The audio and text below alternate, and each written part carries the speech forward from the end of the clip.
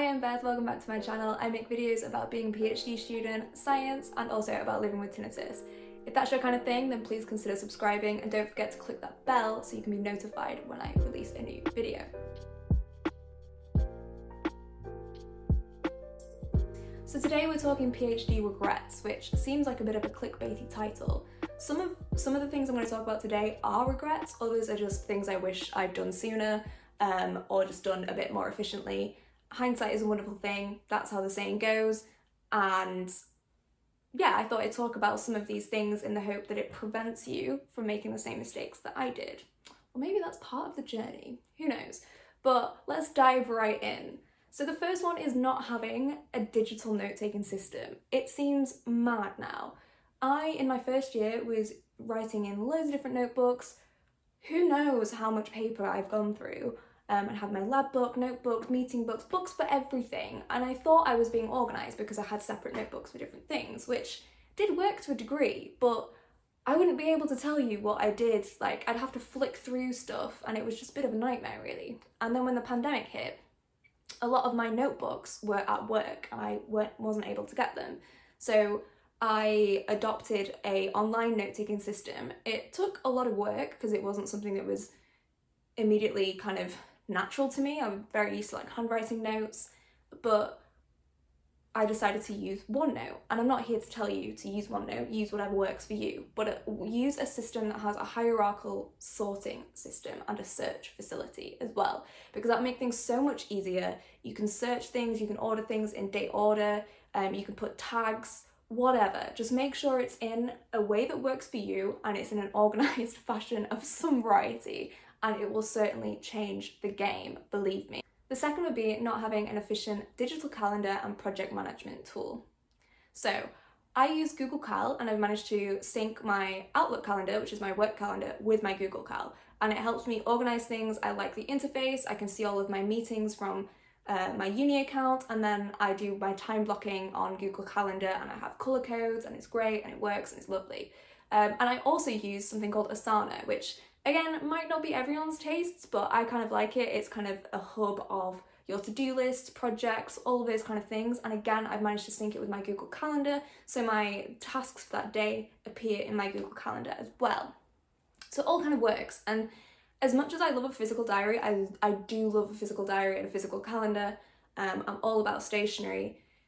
It just felt a bit clunky to me, and I was kind of like writing things and like having to rewrite things, whereas it's just a little bit more flexible when you have tools like this so you can move things around.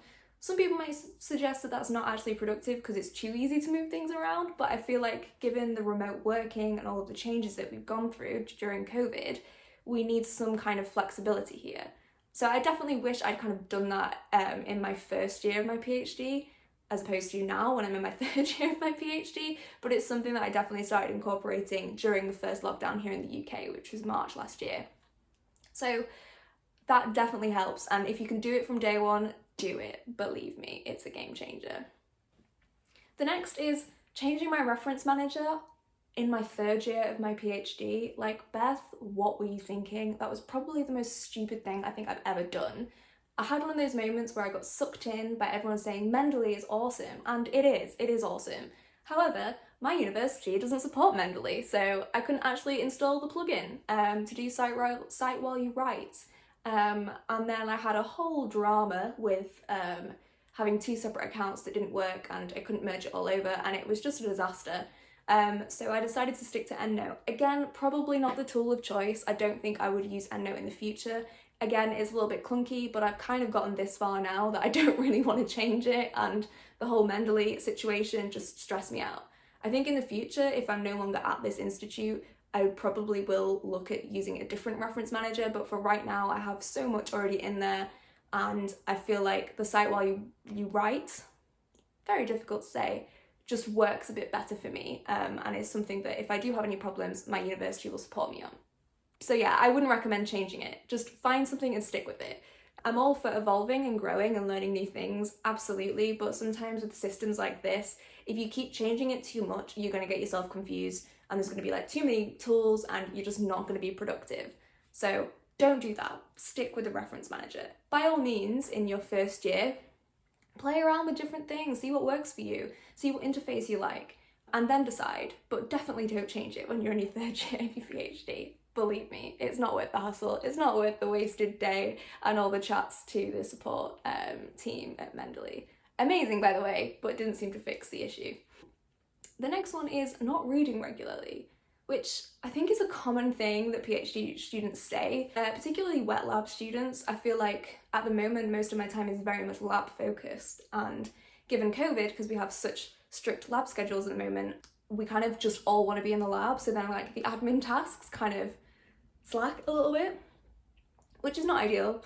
It is what it is, but I do wish I read a bit more regularly. I tend to struggle to read without a purpose. So if I'm looking for a particular method or like a particular reagent or whatever, I can find things and I can research well. But when it comes to just reading for the sake of reading, I'm not really good at that. And I need to be a little bit better at that, particularly as we're getting to the later stages of my PhD. I'll read loads if I'm doing lots of writing, which brings me on to my next point, is not writing regularly. I write in other aspects like Instagram posts, blog posts, stuff like that, which is good and it helps me improve my writing. But in terms of like academic writing, I probably don't do it enough. I do try my best to write up experiment notes and results as soon as possible, really, from doing experiments and analysis. However, when it comes to like writing literature reviews or writing papers and stuff, I haven't really been doing that much. Some of it is because I don't have the data for the paper that I want to write just yet, don't have all of it. And other is just discipline and just keep putting it off in terms of literature reviews. I have written a literature review. I wrote one during the first lockdown and it took me ages, but I guess we were in the middle of a pandemic, so I should be a little more chill about that and not be so hard on myself. The next thing, and I think we're all guilty of this, I think it's classic postgrad student in a nutshell, saying yes too much. I love a good extracurricular activity, we all do, but sometimes it can be too much. So remember, it's okay to say no and it's okay to take breaks. Believe me, you deserve them, like you're working hard enough. And that brings me on to my next point, which is not taking all of my annual leave. I know this sounds really bad, but in academia, you tend to get so much annual leave, which is amazing. It's one of the positives of the flexibility, the annual leave, all of those kind of things. And we get so much, and I'm very, very grateful for it. But I tend to just not take it all. And I like my project, I like working. I also do lots of other stuff outside of my work, but I just don't feel like I need a break all the time. Sometimes I do take a break to prevent burnout, like you have to do that, you have to look after yourself. But I don't take all of my annual leave, but I'm really trying to this year. I'm really, really trying to. And I encourage you to do the same. The next is not having hobbies outside of my PhD. This hasn't really bothered me in my first year. All I kind of did outside my PhD was like see friends and family, socialise, go to the cinema. That was it. Yes, they are considered hobbies, but they're not I feel like it's not really something you can be like, oh yeah, this is just literally all I do in my spare time. And if it is, that's absolutely fine. But I felt like I put so much of my identity on being a scientist and being a PhD student. I kind of forgot all the other stuff that I liked. So I would encourage you not to do that. I mean, in the first lockdown, and well, throughout all of the lockdowns, I just explored a little bit. I had a bit of an identity crisis and thought, I don't know who I am because I'm no longer in the lab, so who am I? But I decided to try loads of different things, and that may not work for everyone, and that's fine, but it certainly helped me kind of become a little bit more secure in myself, grow confidence, and realise, I can actually do a lot of things if I just tried. So with saying all of that, I did candle making, baking, I was drawing on the iPad, which I'm no artist, I tell you that, but it was really fun and really therapeutic, so I just like it and I kept doing it. And then I read more for fun, not for science, and I just did things that I always put off doing. When things are starting to open up again, I do actually want to kind of join some group activities depending on how I feel. I kind of want to go to a pole dancing class, just because everyone looks so cool doing it. In my head, I like to think I'd look really cool, but I'd probably look an absolute moron. But we try. Let's try these things. And I also want to go to a pottery class because that just sounds fun. Making things is fun. So yeah, definitely have hobbies outside of your PhD. That can either be on your own or a group activity. It really doesn't matter, but have something that kind of helps you be you that isn't associated with your PhD or studies. And off the back of that, I regret not doing my Instagram, blog, and this channel sooner. I've grown so much in confidence since starting it and putting myself out there, but I just wish I'd done it sooner. I mean, it's not something really to dwell on because it is what it is, but yeah, I wish I'd done it sooner. Like, I've had some really great opportunities because of it. I feel more comfortable talking to people and a bit more secure within myself. I've had really great positive interactions with people on Instagram, and I've met some incredible people that hopefully I can meet in real life one day. COVID. And if you're on the fence about creating a blog or an Instagram page or a YouTube account or whatever, even if it's TikTok, whatever, just do it. Just friggin' do it. Life is too short. Have fun. Do what you enjoy and just put yourself out there because you never know what it's going to lead you to. And lastly, the big one, not believing in myself sooner. Classic imposter syndrome for everyone who is doing a postgrad degree under any circumstances. Yeah, it is the cherry on top, really.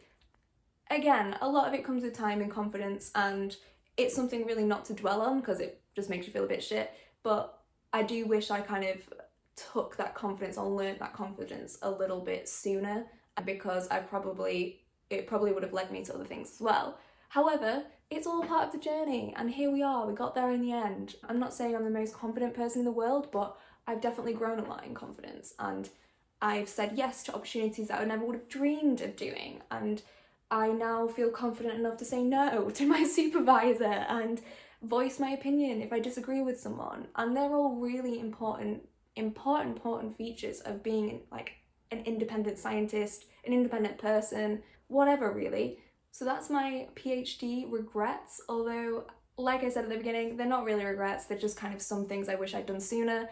And hindsight is a wonderful thing, really. They're not really a big deal in the grand scheme of things, and we got there in the end. I've learnt from my mistakes, I've learnt from the trudging along with physical notebooks. We don't do that now, we make life a lot easier.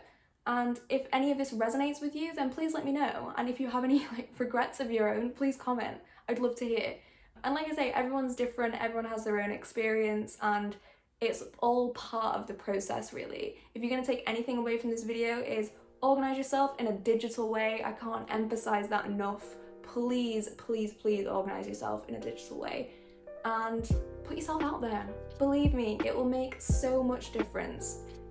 You have a right to be here and you're awesome. Take those opportunities. Thanks so much for watching, and I hope you have a great day. Don't forget to follow me on Instagram and Twitter @_pathology. I'd love to connect with you. Thanks, bye.